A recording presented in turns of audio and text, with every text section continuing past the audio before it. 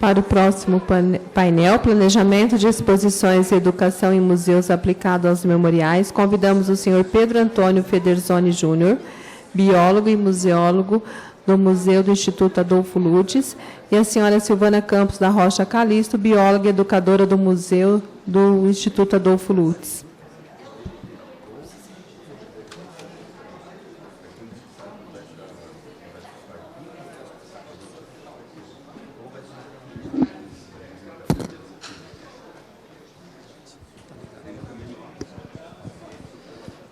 Bom dia.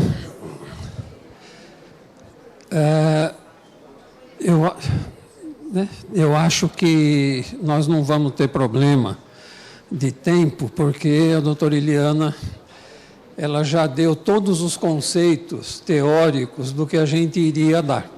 Então, eu vou pontuar alguns itens, né? E vamos falar um pouco mais sobre museologia.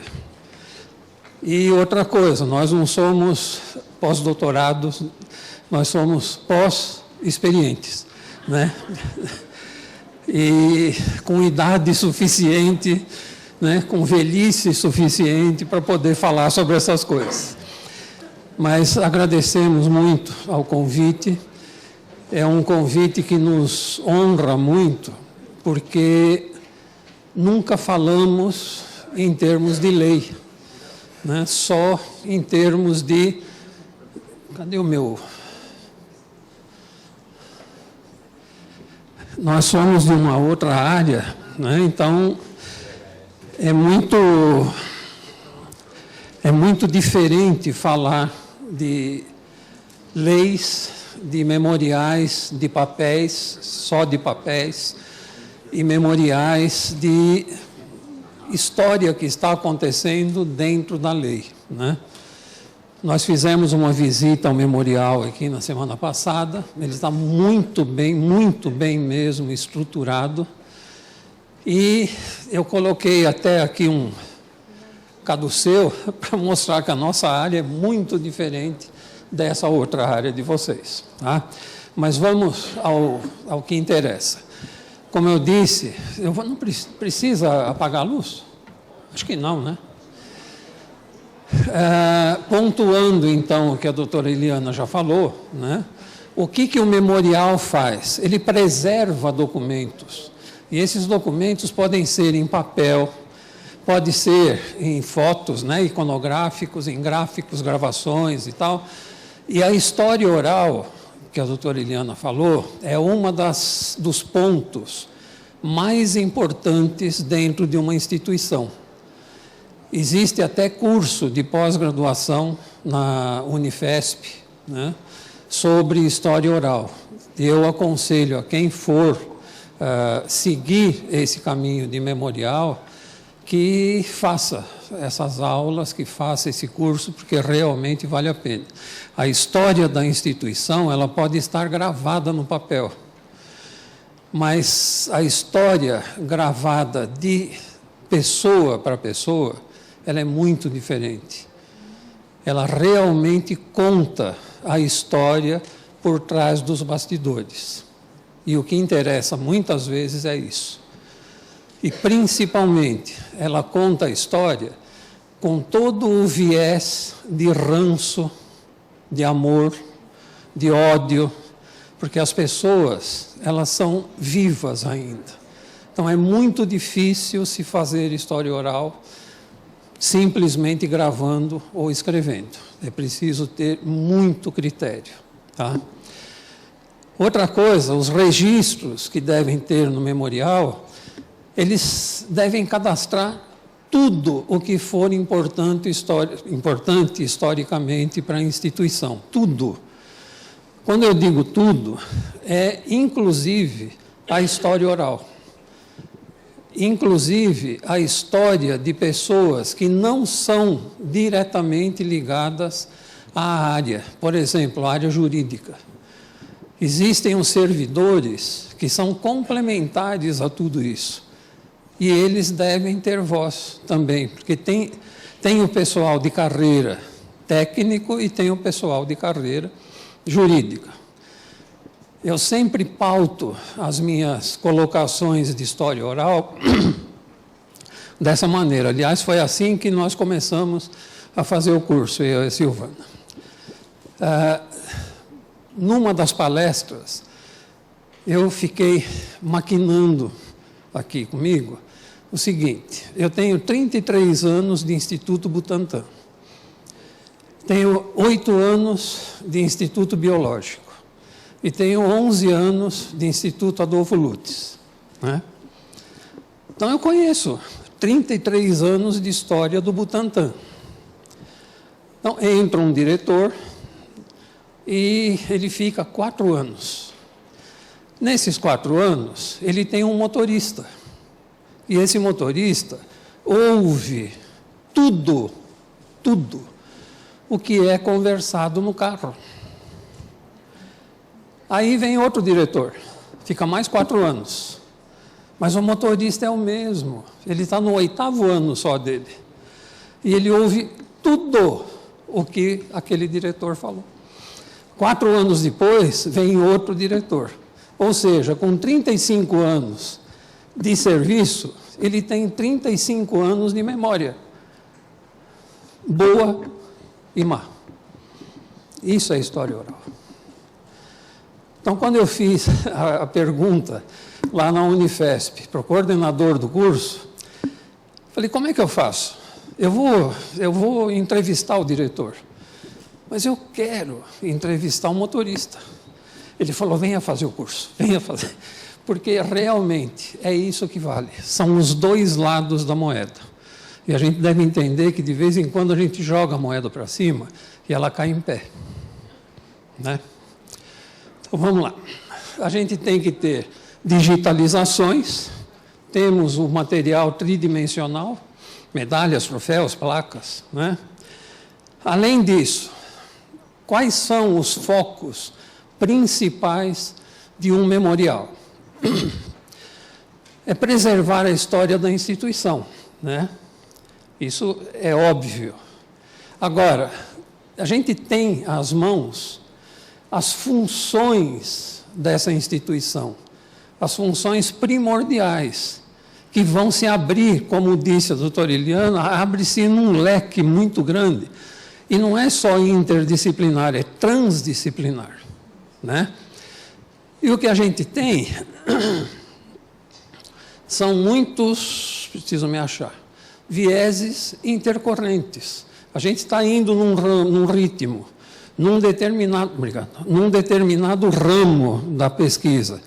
De repente acontece alguma coisa. E essa alguma coisa intercorrente, ela é obrigatória que faça parte do nosso memorial. Tá? Depois nós podemos conversar, que senão atrasa muito. Além disso, preservar fatos que podem ser simples ou não, mas dentro dessa estrutura, eles vão mostrar o DNA da instituição. Mostra tudo. É uma coisa de portas abertas, janela aberta, tudo transparente e pode contar muita história daquilo que nós nem temos ideia, né? Então, o alvo principal é mostrar a instituição transparente. Seja essa transparência qual for, ela tem que ser neutra. Tá? O memorial precisa ser um utilitário da instituição, ele precisa valer para algumas coisas. Por exemplo, ele é base de reconsideração estratégica das ações anteriores.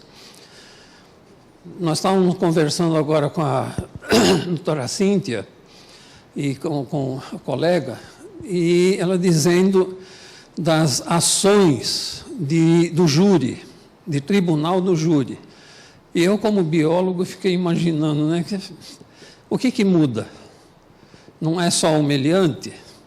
Né? Não, não é. Ela estava me dizendo isso. Então, essas ações anteriores são elas que vão mostrar como que nós podemos continuar errando ou passar a acertar, né? Esse é o DNA. ser apoio para novos projetos e ações de comunicação interna e externa. Aqui tem um ponto muito sério.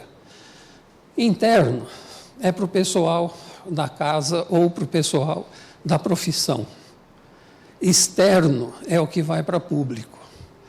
Então, foi muito sugerido pela doutora Iliana o sigilo e o que pode ser aberto. Isso deve fazer parte do memorial. Tá? Existe o cofre e existe a vitrina. É preciso que a gente tenha os dois. Obrigatório. Tá? Cofre nunca se abre. A vitrina é a transparência. Desenvolver a melhoria no clima organizacional. Por exemplo, nós ficamos sabendo na segunda-feira passada, visitando o memorial daqui de São Paulo, que vocês têm uma área cultural. Vocês desculpem que o ar seco está me fazendo mal para... Esse clima organizacional que tem gente tocando, que tem gente fazendo poesia, que tem gente apresentando teatro, jogral, isso faz parte do clima organizacional. Por que que faz parte? Porque ele melhora aquilo que está dentro das vitrinas do memorial. Por que que eu vou ter uma área cultural fora das vitrinas? Para agregar. Eu sempre tenho um público que vai adorar isso. E tem um público que vai massacrar. Né? Graças a Deus, 20% massacra, 80% gosta. Né? E ele é o ponto de partida para projetos relacionados à história e memórias, não de São Paulo, não do Amapá, não do Tocantins, nacionais, porque eles se completam. Isso é a parte principal. São Paulo tem uma parte, Paraná tem outra, agora tem muito. Santa Catarina tem outra, Rondônia tem outra e o Acre tem outra. Então, isso é que vai formar o Memorial Nacional. É para isso que ele serve. Tá? A historicidade do documento. O documento histórico, ele permanece definitivo devido ao seu valor informativo e testemunhal, né? Aqui, legal, probatório, científico e tal. A historicidade desse documento, ela é muito importante para que nós possamos relembrar momentos da nossa história institucional e produzir novos documentos a partir daquela história. Foi falado pelo nosso antecessor que a história é o ponto básico para se fazer o presente e o futuro. Nada mais lógico do que isso, né? Mas esses documentos, eles podem ser produzidos e reservados pela instituição durante as atividades atuais e futuras. Nós guardamos a história para fazer a atualidade, né? E a catalogação desses documentos deve demonstrar as funções originais e trazer à luz o conhecimento da história da instituição. E lembrar que essa história da instituição, ela faz parte da história nacional. Nós somos fatias do nacional. E lembrar, principalmente, que o nacional faz parte da história geral. Nós estamos incluídos nisso tudo. Então, não é simplesmente abrir um espaço. É abrir um espaço para que as coisas comecem a acontecer e sejam reconhecidas internacionalmente também. Tá? Agora, vamos na nossa área. O que é um museu? Lá no Butantã, uma vez, nós fizemos uma enquete com uns 500 jovens, mais ou menos entre 14 e 16 anos. O que é museu para você? Ah, museu é coisa para velho, né? Museu é um monte de tranqueira embolorada, Museu, agora eu não posso falar nos termos que ele falava, porque seria homofobia, né? Mas museu é coisa para, né? Vocês entendam. E a outra coisa, museu é para o professor tirar os alunos de classe, sair e espairecer. É verdade, é verdade. Isso nós cansamos de ver. O professor chegar na porta do museu e dizer: entrem aí, porque agora eu vou fumar. Eu vou falar da novela de ontem, falar da minha nora, aquela desgraçada, né? E era isso que a gente entendia e que a gente ouvia, tá? E isso continua até hoje. Agora, o que é museu? Museu vem do grego, na palavra museion, né? Que era o local onde as musas, as virgens da época, né? Hoje seria difícil a gente ter um museu, né? Mas onde as musas viviam. Então, esse lugar, ele era forrado, repleto de arte, de música, de filosofia, de tudo aquilo que envolve a mente para uma fruição gostosa, para uma fruição suave e de muita paz, né? Elas não tinham WhatsApp, né? Não tinha todo esse monte de pílula do dia seguinte e tal, então elas se preocupavam com isso. Agora, nós temos leis internacionais, nacionais e regionais. O ICOM é o International Council of Museums. Eu não vou ficar detalhando, mas nós temos estatutos, e esses estatutos, eles falam de instituições permanentes, tem que ser permanente, sem fins lucrativos. Poxa, mas o museu tal cobra entrada. Isso não é fim lucrativo, isso é para pagar manutenção que o Estado não paga, né? Então, são maneiras de a gente receber alguma coisa. A serviço da sociedade e de seu desenvolvimento, aberta ao público e, principalmente, ela adquire, conserva, investiga, difunde e expõe os testemunhos materiais do homem e do seu entorno, tá? Para a educação e deleite da sociedade. Isso é um museu. É uma definição muito ampla, mas é a real. E aqui eu trouxe descrições de museus, o que são museus, né? Institutos de conservação e galerias de exposição mantidas permanentemente por bibliotecas e centros de arquivo. Vocês estão no primeiro item, tá? Depois, monumentos naturais, arqueológicos, etnográficos, instituições que exibem espécimes vivos, como zoológicos e tal, reservas naturais e centros de ciências e planetários.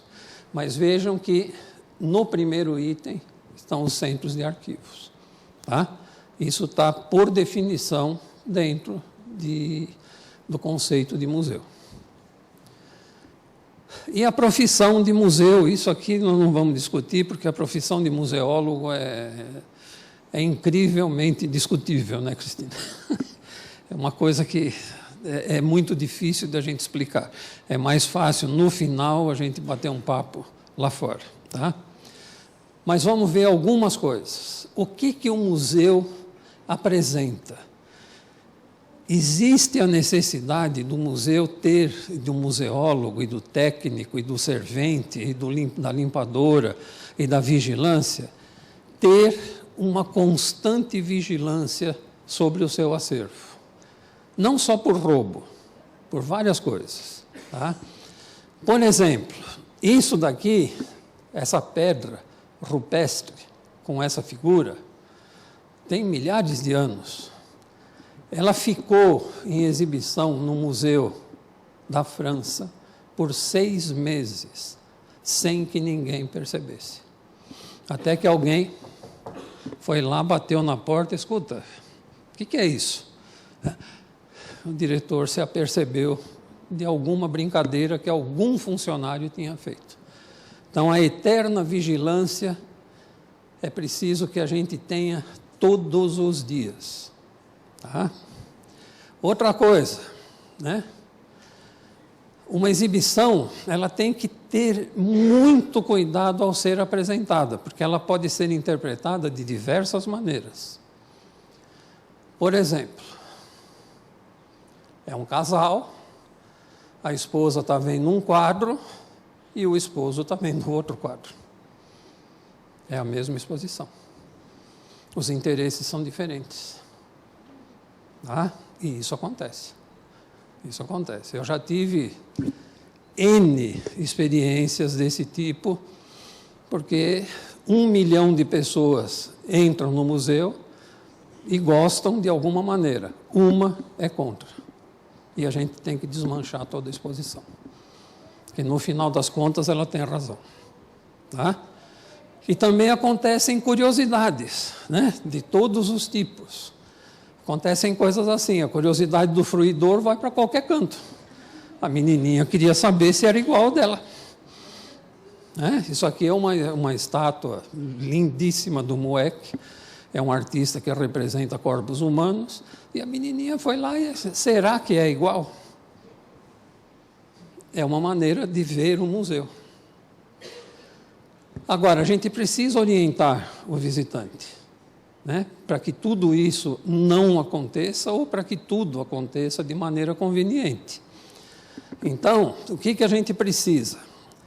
Para que a gente apresente peças, para que a gente apresente objetos museais, é preciso que a gente faça a documentação desses objetos.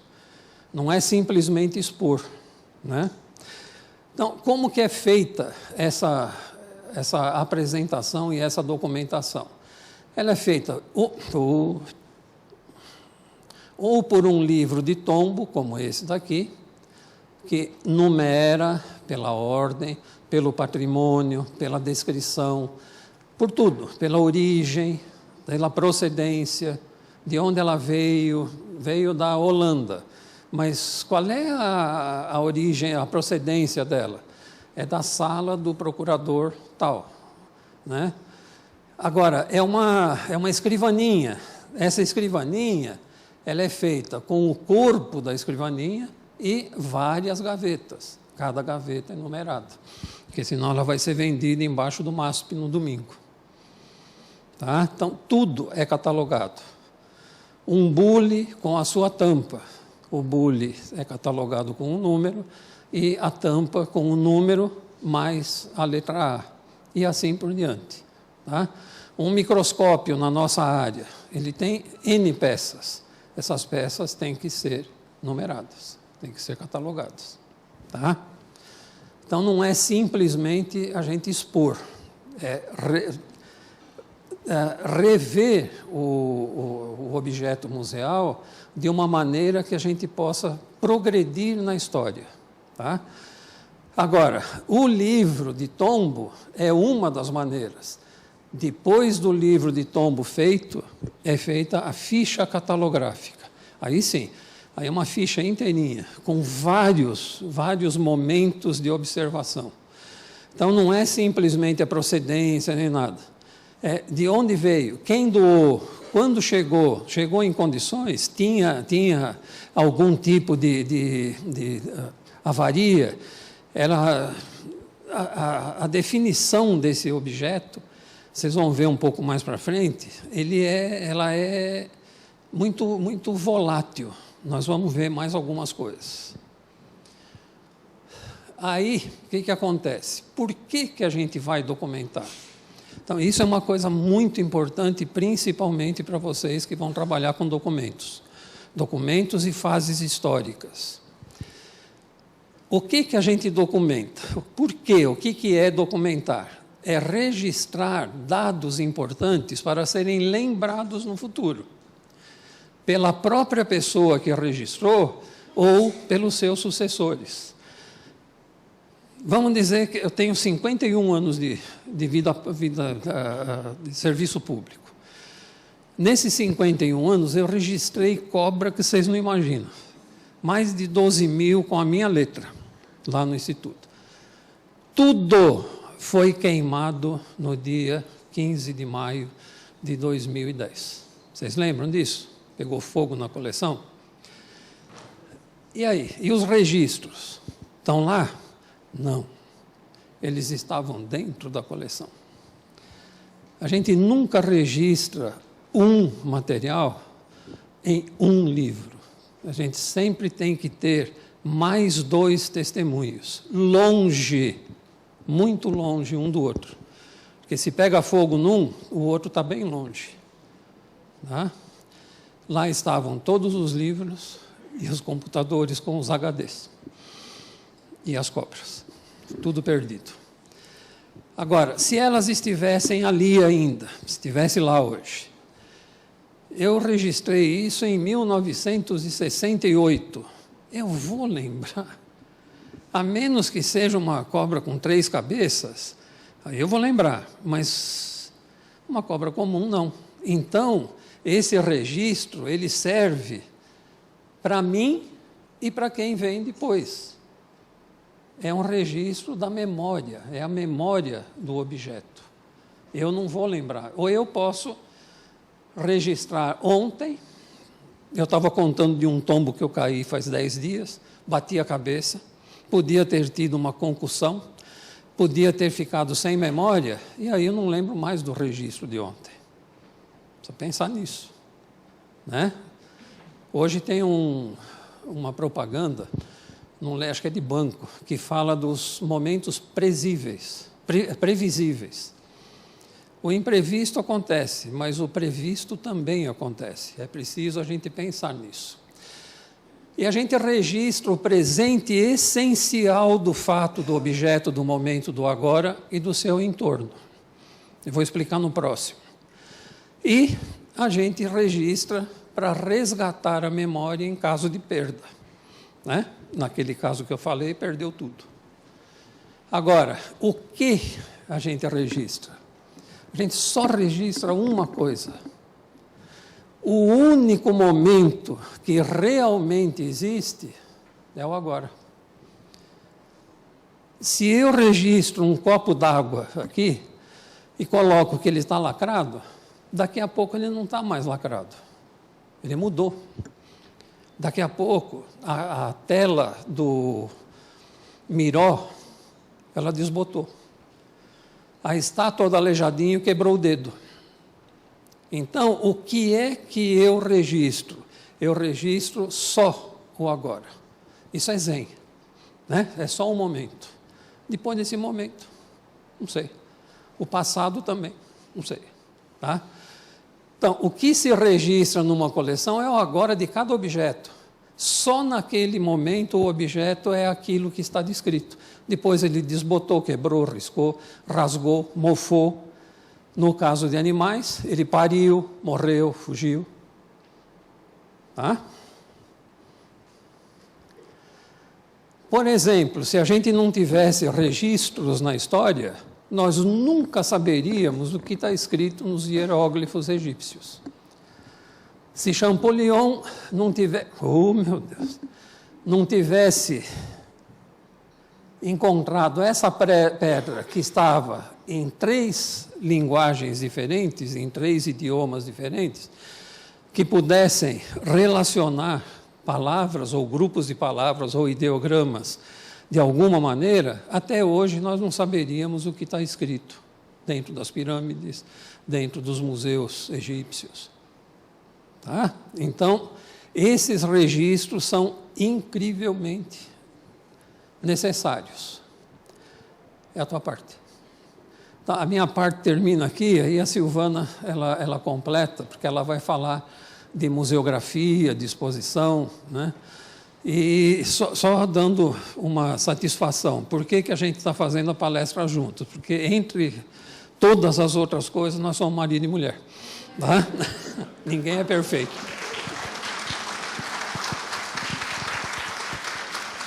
Ninguém é perfeito, né? Bom dia. Vocês nos desculpem pela corrida, pelas pontuações das coisas que nós vamos colocar aqui, porque, na verdade, isso faz parte de um curso bem maior.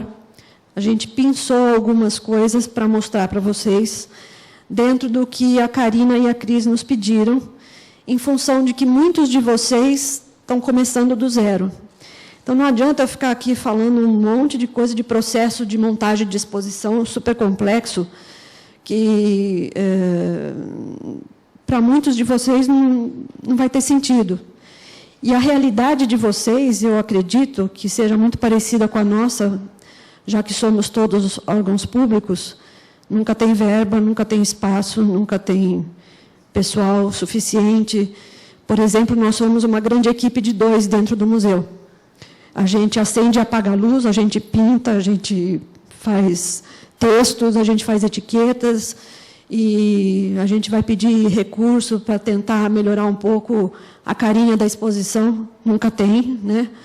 Então, essas são as nossas dificuldades, e, baseado nisso, a gente pontuou algumas coisas. Primeira coisa que a gente vai perguntar, vocês viram com o Pedro, com a doutora Eliana também, a gente tem como função a preservação de memória, fazer pesquisa e tal, mas nada disso tem sentido se você não comunicar, de alguma forma, toda essa coletânea que você fez.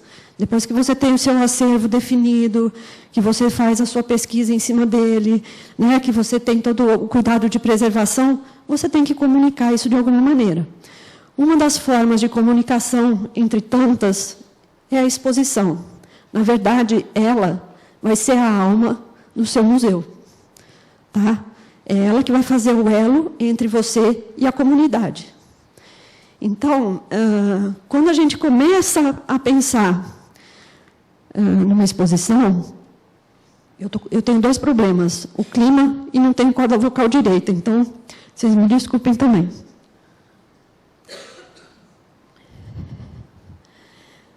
Algumas coisas a gente tem que questionar.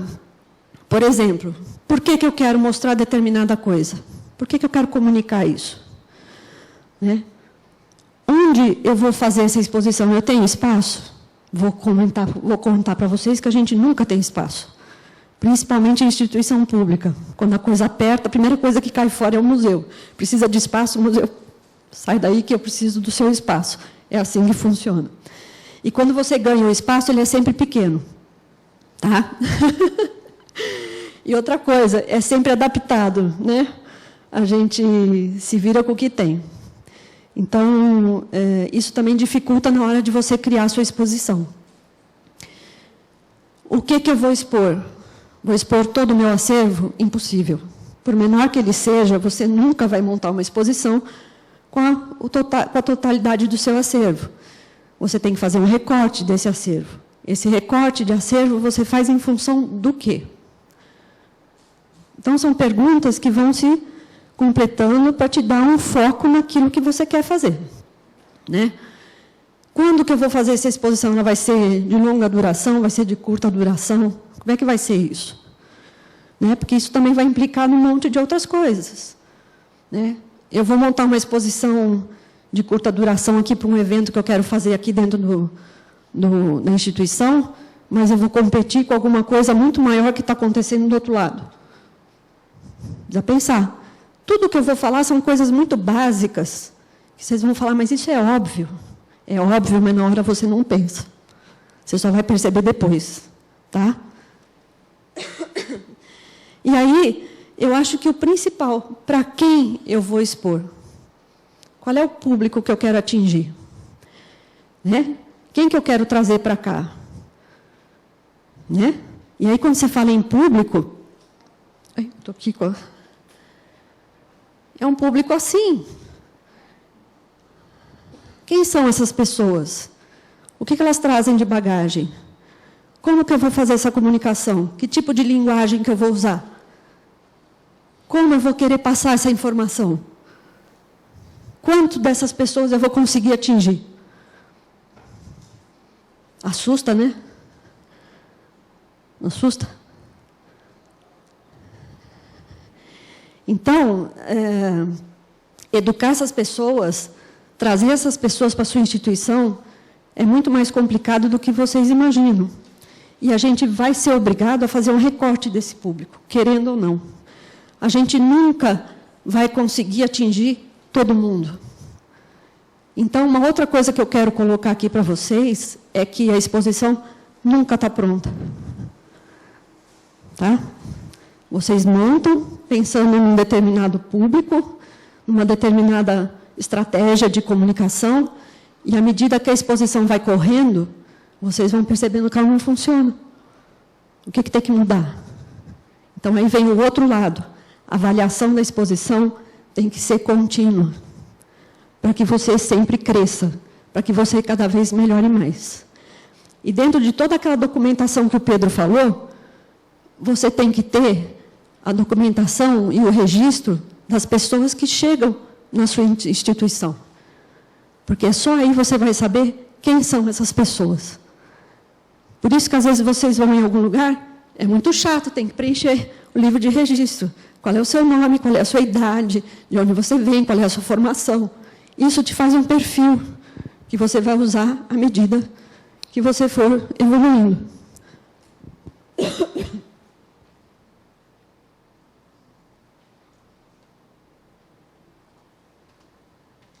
E aí tem outro problema. Dentro dessa população toda, você tem que pensar em algumas coisas básicas também. Essas pessoas, elas têm movimentos normais? Elas se locomovem normalmente? Ou têm algum tipo de deficiência? Essas pessoas podem ter deficiências motoras, elas podem usar cadeiras de roda, elas podem usar muletas, bengalas, andadores. Em cima disso aqui, você vai fazer o aproveitamento do seu espaço expositivo, através de planta baixa e maquete. Tá? E aí, outro problema. Se você tem dinheiro, você investe num programa de computador que faz isso para você. Mas como nós não temos, a gente faz na marra, na mão. E dá para fazer, e dá para sentir. Tá? Então, vejam que quantos problemas você tem que pensar. E, além disso aqui tudo, você tem que pensar, e os analfabetos? São pessoas com necessidades também. Eles podem chegar na sua instituição. Como é que você vai atingir essa pessoa? Não é? Em cima desse aproveitamento de espaço e da planta baixa e da maquete, é que você vai dispor as suas vitrinas e os seus painéis, que vão compor o espaço expositivo. Tá? Muito básico, mas a gente não pensa. Tá bom?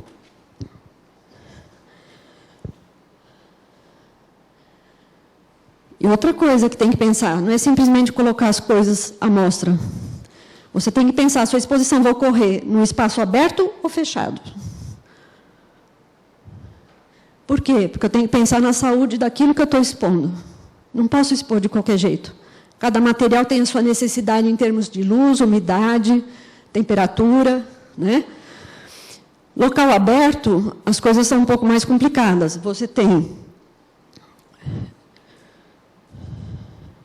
intempéries, poluição, chuva ácida, lepra marmórea, por exemplo. Vocês sabem o que é lepra marmórea? Chuva ácida, já ouviram falar, né? Poluição, quando chove, aquilo se mistura com a poluição, a água fica ácida, cai sobre os prédios, as edificações, os monumentos, e corrói os monumentos, corrói as estátuas. Essa corrosão a gente chama de lepra marmórea. Muito fácil de vocês perceberem e verem em cemitério. Quando forem a um cemitério, reparem nas estátuas, todas corroídas por isso. Então, esse é um tipo de preocupação. Se eu falar em local fechado, eu tenho outras coisas também. Eu tenho que me preocupar com o tipo de luz que eu uso, com a umidade que eu tenho no ambiente, né, com infestação por pragas, por poluição também.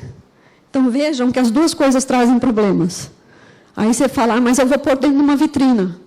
Tudo bem, você põe dentro da vitrina, você dá uma protegida. Mas o ambiente interno da vitrina também tem que ser controlado. A vitrina tem que estar vedada. A iluminação que você coloca ali precisa ser pensada. Tá? Cada material determina uma necessidade.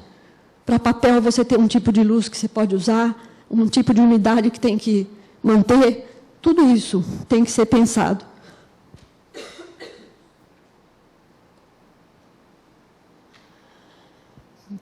Olha só o que aconteceu com a gente. Isso aí é uma máscara mortuária de cera, que estava no armário do diretor da instituição nossa, lá no Adolfo Lutz. É a máscara mortuária do Dr. Adolfo Lutz. O diretor achou, deu para o museu e falou: vocês põem em exposição. A pessoa que estava responsável pelo museu na época, muito bem, sim senhor, pegou a máscara, fechou numa caixa de vidro e botou na exposição. Ela mofou inteirinha. Não tinha condição nenhuma de ficar ali, não tinha sido higienizada. Do jeito que ele pegou do armário, ele pôs na exposição. A nossa sorte é que, dentro do Instituto, nós temos um departamento que se ocupa só de fungos. Então, ela foi lá para o laboratório, identificaram o fungo, fizeram uma substância própria para poder higienizar essa máscara, lavaram a máscara, fizeram toda a higienização, e aí ela foi para a exposição de uma forma mais adequada.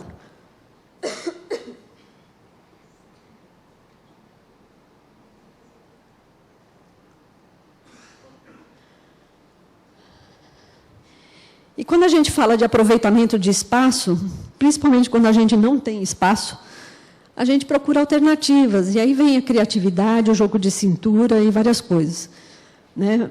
Aqui um exemplo simples de aproveitamento de espaço. Isso teve uma época que foi bem comum em exposição, virou moda, né?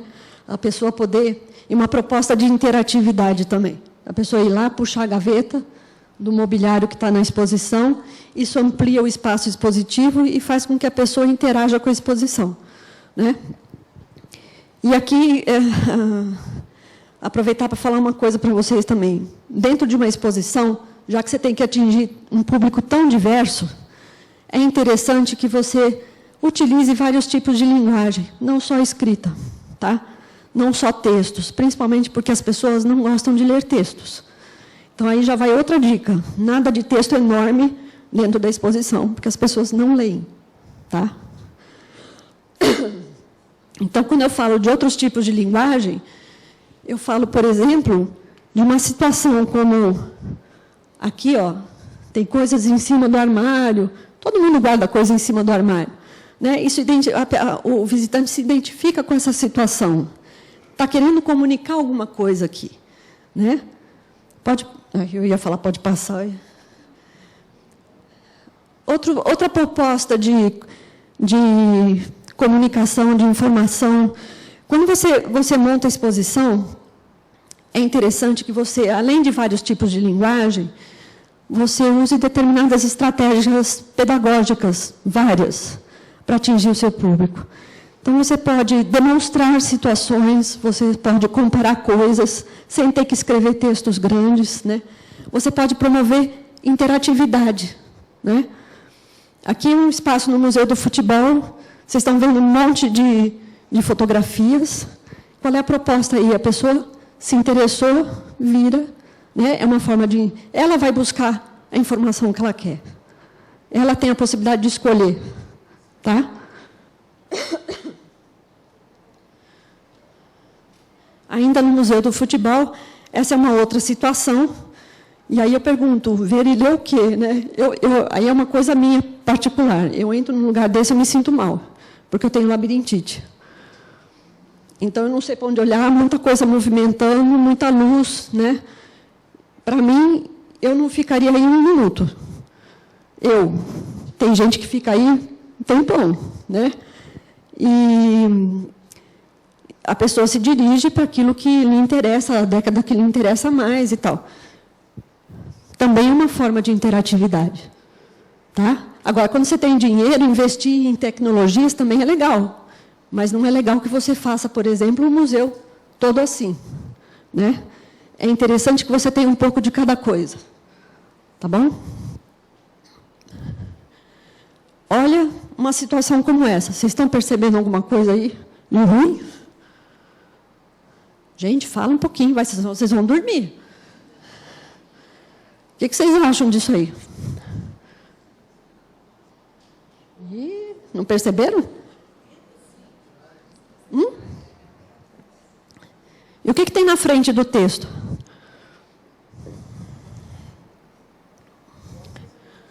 Tem um elevador. Vocês perceberam aqui, ó? Tem um elevador na frente do texto que é contínuo aqui.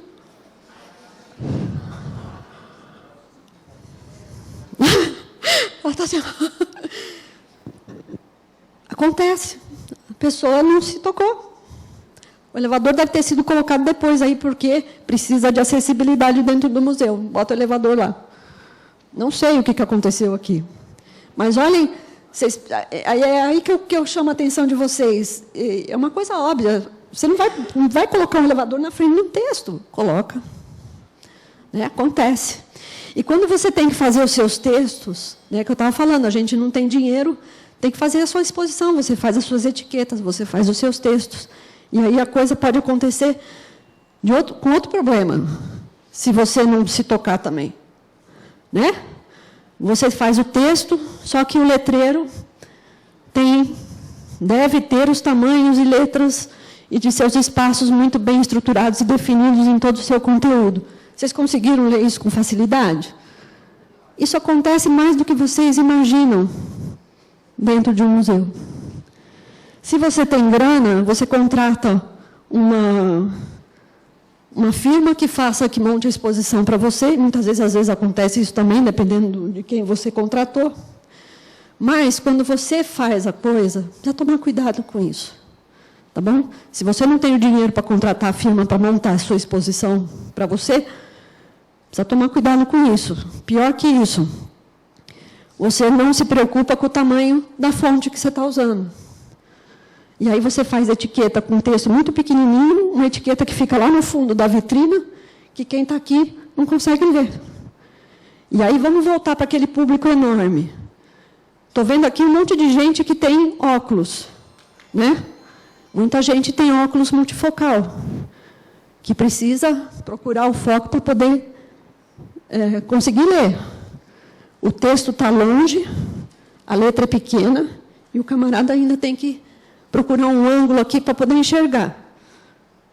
Quantas vitrinas e textos ele vai ler? Vai embora muito antes da sua exposição por cansaço de museu. Ou a etiqueta está no lugar errado. Quantos lugares vocês já foram que as etiquetas estão muito baixas? E aí, ou você abaixa muito para poder ler, e aí você ainda usa óculos, então você abaixa, você ainda tem que fazer assim. Dá. Alguém aqui foi ver a exposição dos 500 anos? Na Oca? Alguém viu? Não? Olha, pelo que eu lembro, a maior parte das etiquetas estavam no chão das vitrinas grandes, o material belíssimo, as etiquetas no chão da vitrina, pequenas, e você não conseguia ler. E a informação, como é que fica? A informação, você vai comprar o catálogo que tem lá na exposição, no começo. Tá? Então, aí você pode saber daquilo que você está vendo. Aí tem uma estratégia sacana também. Né? Verdade seja dita. Ou outra coisa que pode acontecer é isso. Nós fizemos isso. Na Estação Ciência, nós tínhamos que fazer um folder e fizemos no computador, tudo bonitinho. Só muito tempo atrás, criamos um folder, tudo bonito, um texto muito legal, uma linguagem bem fácil, e pusemos um texto, acho que era vermelho no fundo verde, ou qualquer coisa assim. Não dava para ler na hora que foi impresso. Ficou horrível. Tá? Outras situações, bastante comuns. Não tem revisão de texto. Né? Então, você monta as coisas e depois você vai perceber que as quebras das palavras estão... A diagramação no texto está ruim. Então, dificulta a leitura. Outras situações, você põe coisas tortas na exposição. Acontece, vocês vão ver, vocês vão começar a olhar essas coisas, vocês vão ver quanto lugar que vocês vão que tem esses problemas também. E o que é pior, eu acho, é isso aqui.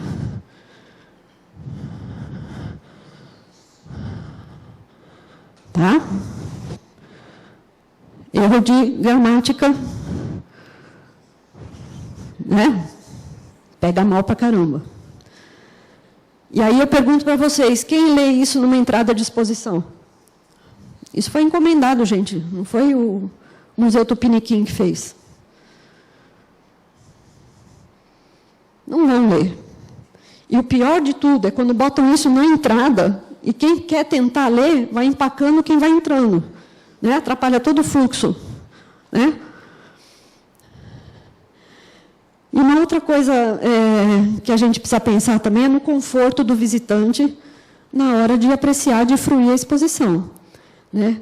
Uma coisa para vocês saberem, painéis, fotos, quadros, vocês... aqui para a gente, para a nossa população, o centro do quadro a 1,60 m de altura, para que tenha uma visão confortável, que o visitante não precisa ficar nem assim e nem assim para ver. Tá? Outras coisas que a gente precisa tomar cuidado. Às vezes a gente quer aproveitar melhor o espaço e faz exposição desse tipo aqui com biombos. Né? Eu não sei o restante do espaço que tem nessa sala, não sei nada. Eu só peguei esse momento aqui e comecei a pensar numa coisa. Olha só, é um monte de armadilha. Você entra no biombo para ver, porque ele tem texto do lado de dentro, né? Fotos. Então, você entra aí para ver, para ler aquele texto, para ver as fotos. Sai, vem para cá. Isso amplia o espaço expositivo, mas, ao mesmo tempo, promove locais mais apropriados para os amassos. Acontece dentro do museu, experiência nossa própria, tá? Não estou falando de coisa que pode acontecer. Não, nossa não. É a experiência que houve no nosso museu, né? E aí você vai indo para ver as coisas e não percebe, por exemplo, o degrau que está aqui. Então, você está indo para ver as coisas e tropeça no degrau aqui e cai em cima da vitrine de lá. Né? Olha só, sem querer. Né? Olha isso aqui. Você está passando o que de informação aí? Isso aqui é uma exposição de ostentação, né? Olha quanto que eu tenho, olha o meu poder, o poder do meu clube, né? Olha que legal. E daí? Né? Então, às vezes, acontece isso também. Isso no Museu de Joinville, ó, Museu da Bicicleta. O que você consegue ver daqui? Qual é o tipo de informação que você leva daqui? Para a gente que está vendo agora, parece óbvio. Não se faz isso, não. Não sei se a pessoa não tem espaço, como é que é, bota tudo que tem ali. Não dá. Né? Aqui não é uma exposição de museu, mas é uma coisa que saiu pela culatra também.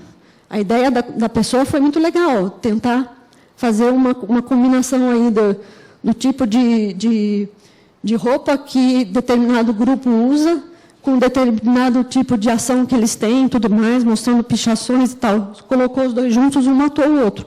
Você não vê nem o painel e nem a roupa. E isso acontece dentro do museu também. Tá? Agora, falando de linguagens diferentes, por exemplo, uma coisa que a gente usa muito são os dioramas. Isso é uma estratégia legal.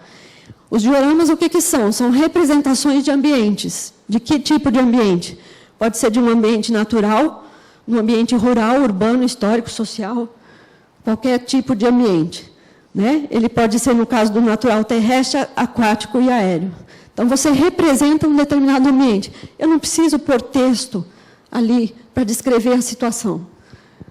Tá? Eu estou mostrando como é que essas pessoas vivem, eu estou mostrando como é que elas se vestem, eu estou mostrando como aqueles animais convivem, que tipo de ambiente eles vivem, e não preciso escrever texto desse tamanho. Tá?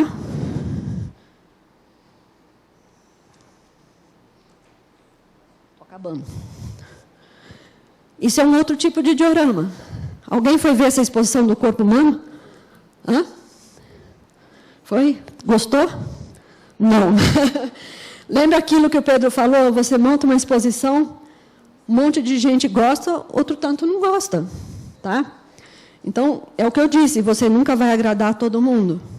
Isso é uma exposição que traz muita aflição para as pessoas, porque são corpos humanos mesmo. Né? Para o pessoal da área biológica é uma coisa maravilhosa, todo mundo gosta.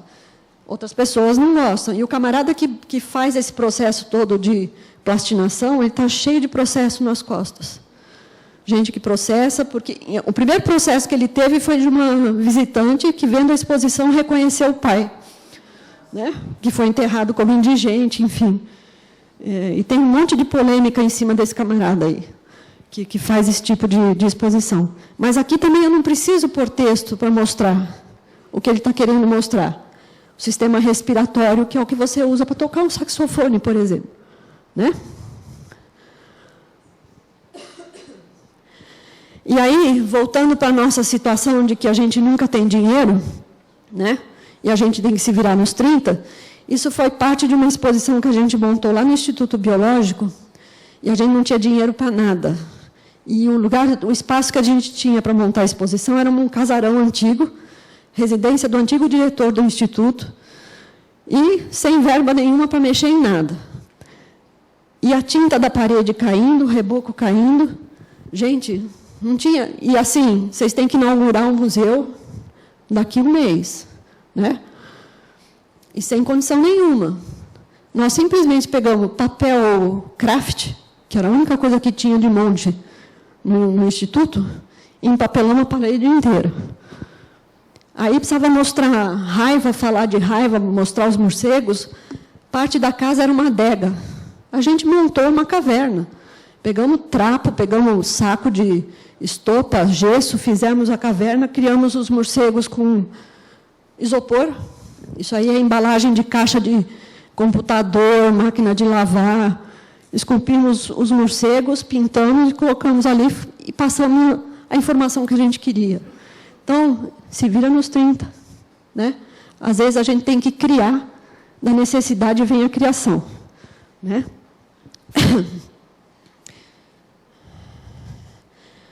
Aqui também foi um problema que a gente acabou resolvendo. A casa era um sobrado e tinha parte da exposição, uma parte pequena da exposição que ficava no andar de cima.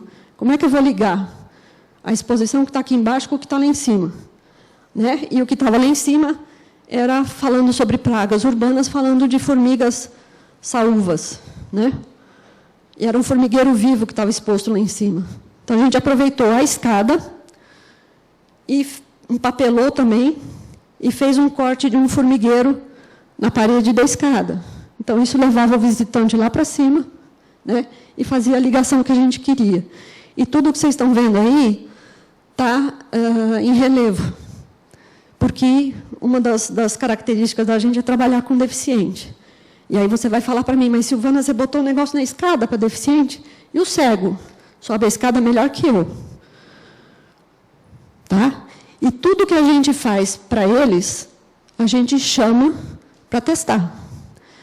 Então, todo o material de acessibilidade que a gente produz, todo o material de acessibilidade que a gente põe na exposição, só fica na exposição se, por exemplo, os cegos testaram antes. Tá?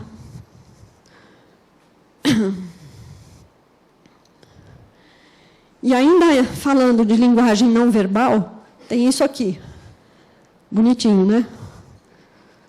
A gente fica todo enternecido com a imagem, muito bacana. Isso é porque é uma girafa. Eu fazia isso com cobra. É legal isso?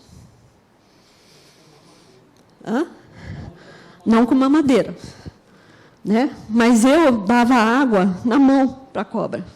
A cobra vinha, descia e vinha beber água na minha mão. E as crianças olhando. É legal isso? Por quê? O que eu estou passando para essa criança? Né? Eu estou passando uma coisa que não é verdadeira.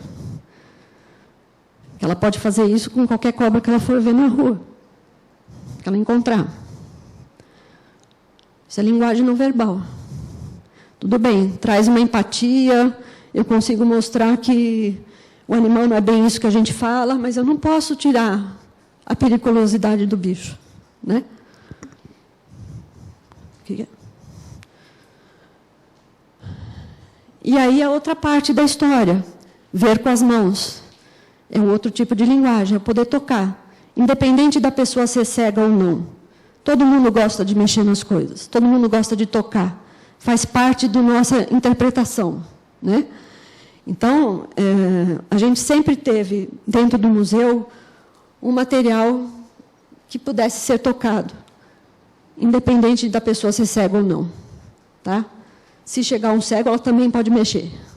Né? É diferente de você promover um material só para cego. Percebam isso. Tá? E aí a gente também se vira nos 30. Eu não tenho uma máquina de impressora 3D para fazer as coisas. Eu não tenho uma máquina de braille. Eu crio meu braille. Como é que eu mostro o Dr. Adolfo Lutz em fotografia para um cego? Assim. Isso foi feito com alfinete, em cartolina. Tá? Isso não é ideia da gente, a gente aproveitou uma ideia que a Pinacoteca usa para a interpretação dos quadros dela para cegos. A gente aproveitou a ideia e criou, só que eles mandaram fazer, a gente fez. Com alfinete e cartolina. Tá? Agora, tem alguns cegos que não conseguem ver, isso também é outro problema. Não é que eu fiz para eles que eles vão interpretar isso de uma maneira legal. O que acontece? Cegos de nascença conseguem interpretar. Pessoas que ficaram cegas recentemente têm dificuldade ainda de poder interpretar a situação. Tá? E assim a gente foi criando um monte de materiais. Do nada. A maior parte com material reciclado. Então, a gente não tem dinheiro, a gente tem problemas, a gente tem dificuldades, mas a gente se vira quando a gente quer. E o maior desencadeante de uma força criativa é a necessidade. A hora que você percebe que você tem que passar a informação de alguma maneira, você busca uma maneira. Tá? Esse material todo que vocês estão vendo aí é um material manuseável, em cima dos assuntos que o Instituto trabalha. E tudo colorido, como vocês podem ver. Então, não é só para cego. Tá? E uma coisa muito importante, toda exposição tem que ter um impacto emocional, bom ou ruim. Tá? Tem que mexer com o emocional da pessoa que está lá. Porque, senão, não funciona. Se você não promove algum momento de emoção dentro da sua exposição, aquilo fica perdido. Aí, quando a gente veio aqui ver o espaço do memorial, eu estava visitando o espaço do memorial, minha cabeça já começou a maquinar, né?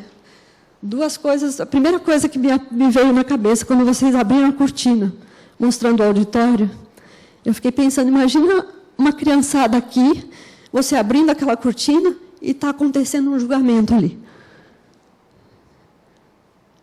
Deles verem toda a parafernália de um julgamento, poder sentar ali e assistir. O que seria isso para eles? Ou aquela estátua da justiça, né, vendada, se levantar no meio da exposição e interagir com os visitantes. Mas isso precisa ter dinheiro. Mas você pensa naqueles artistas de rua que ficam como estátuas ali. Vocês já viram isso aqui no centro da cidade? Pensa numa estátua da justiça levantando no meio da exposição e conversando com as crianças. Não sei, né? Isso seria um belo impacto emocional. Ninguém mais vai comer kiwi, né? E é isso, gente. Assim, não vim dar receita de bolo de como se monta uma exposição, porque isso vocês vão ter que aprender na marra. Como a gente vem aprendendo, a gente não sabe tudo, a gente vai aprendendo a cada dia. Né? A cada visita é uma surpresa, né? Uma dificuldade, uma necessidade de você mudar, né? De criar outra coisa. E eu acho assim que o principal para fazer qualquer coisa é você ter amor por aquilo que você faz. É querer fazer. Né? Porque se fosse pelas dificuldades, a gente já tinha desistido há muito tempo. Tá? É isso. Quem quiser conversar com a gente depois pode vir. E só um recadinho aqui. Nós vamos dar um curso. A gente tem 3 ex-alunos aqui. O próximo curso é em outubro, de 23 a 27 de outubro, em comemoração à data de falecimento do Dr. Adolfo Lutz. Então, o próximo curso vai ser aí. As inscrições podem ser feitas por esse contato aqui, né, pelo telefone ou por e-mail. né? E a gente está à disposição de vocês depois para conversar, que o horário está meio apertado. Tá bom? Obrigada.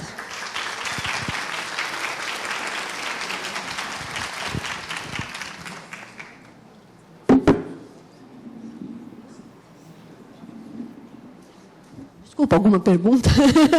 Mas estamos aqui para...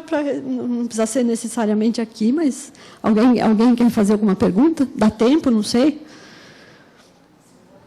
Oi. Posso amarrar você comigo? Sim. E ajudar eles também? Sim. Que eu acho que é bem legal a gente pegar a parte da Silvana para vocês entenderem. Aí eu vou ficar em pé de novo. Entender a importância do que eu dizia sobre a humanização. Todos o que ela estava mostrando, o que é? É a sensibilidade que você tem que ter, o aprender a se colocar no lugar do outro, o respeito, e informação demais é ruído. É aquilo que eu dizia para vocês, a pessoa, informação demais não serve para nada. Eu vou pegar e vou jogar fora, porque eu não vou conseguir processar. Então, quando eu penso um espaço museológico e para exposição, eu tenho que pensar quem é o meu público, a quem ele serve, e eu ter o respeito a essa pessoa, independente das necessidades, dificuldades e limites que eles têm. E o menos é mais, na maioria das vezes. E essa humanização, ela tem que ser externada com a documentação que eu tenho, com o público que eu vou, e o meu papel de ponte. É aquela história, qual é a qualidade da ponte que eu sou. E o ruído, né, todo aquele ruído que ela mostrou e a falta de preocupação que a gente vê em muitas exposições, é isso, é não tomar em conta que a informação é matéria-prima para que essa pessoa possa produzir comportamentos, possa produzir conhecimento. E é esse o papel de vocês aqui. É um jeito de amarrar, tá bom? Desculpa, mas é que fico com comichão.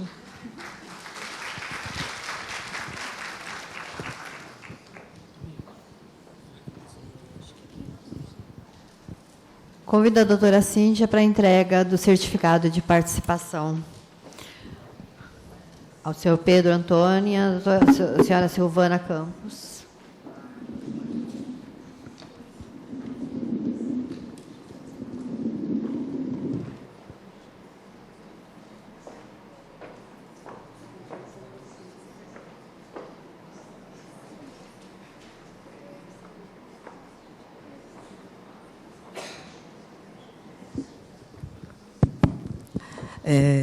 Agora nós teremos o horário do almoço. Gostaria de agradecer a presença de todos. E, por conta do atraso, agora no meu relógio são 5:45. Pela programação, o retorno era às 14 horas, né? Então, vamos marcar às 14h15 para iniciar os trabalhos na parte da tarde, tá? Eu sei que é um pouco corrido. Algumas pessoas me perguntaram de dicas de restaurante. Não sei se observaram, mas nas sacolas há uma lista dos restaurantes que tem aqui nas proximidades do centro. São todos perto e de fácil locomoção. Se tiverem alguma dúvida de rua, a gente pode tentar ajudar. E obrigado pela presença. Eu sei que o tempo é curto para o almoço, mas eu acredito que todos estão ansiosos para novos aprendizados. Muito obrigada e até à tarde.